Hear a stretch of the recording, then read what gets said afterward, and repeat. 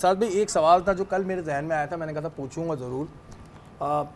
کچھ معاملات شرعی ہوتے ہیں لیکن وہ ہر کسی کے سامنے ڈسکس کرنے کے نہیں ہوتے۔ میں دیکھتا ہوں کہ کچھ ہمارے مفتی صاحبان ہیں اس طرح کے، اگر میں غلط ہوں تو مجھے تصحیح کر دیجیے گا، وہ ان سوالوں کے جواب سوشل میڈیا پہ دیتے ہیں جو ہیں تو شرعی،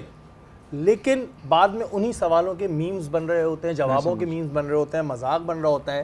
کیا ہر شرعی معاملہ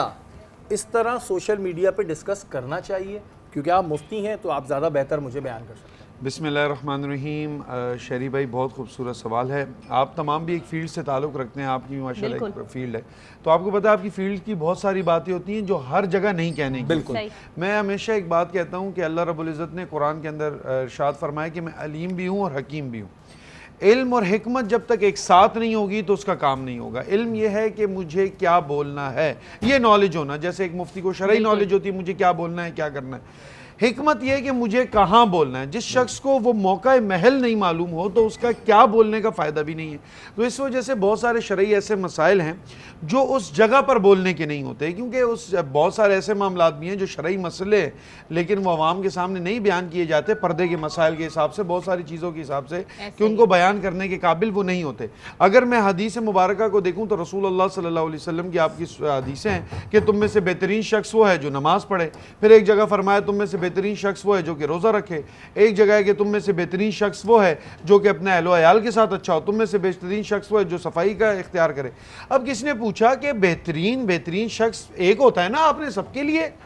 تو فرمایا کہ بات یہ ہے کہ تمام اعمال بہترین ہیں، بندے کے حساب سے بات کی جاتی ہے۔ اب ایک بندہ اہل و عیال کے ساتھ صحیح نہیں ہے تو اس کو فرمایا کہ تم میں سے بہترین وہ جو اہل و عیال کے ساتھ اچھا ہو، مطلب یہ بہترین کام تم کرنے لگ جاؤ۔ ایک نماز میں کمزور ہے کہ تم میں بہترین شخص وہ جو کہ نماز پڑھے۔ تو اسی اعتبار سے عموماً مسئلہ بھی بندے کو دیکھ کر بتایا جاتا ہے، اس کو جیسے ایک ڈاکٹر ہوتا ہے نا، ڈاکٹر پوری تمام تر چیزیں ڈائگنوز کر کے اس کو دوائی دی جاتی ہے، اسی طرح مفتیان کرام کو بھی پورا مسئلہ سننے کے بعد، پورے مرض تشخیص کرنے کے بعد اس کا حل بتانا چاہیے۔ ایک رینڈم ایک تو نماز کے مسائل ہیں جو کہ عوامی ہیں، بہت سے وہ جو یونیورسل لاز ہیں، لیکن جو کہ میں اس میں بہت سارے طلاق کا مسئلہ جیسے جب تک کہ آپ پراپر اس کو سن نہ لیں، سب بات نہ ہو جائے، کیونکہ یہ ایک رشتہ ہے بڑا، وہ ہو یا ایسے کوئی جو کہ پردے کے مسائل ہوں،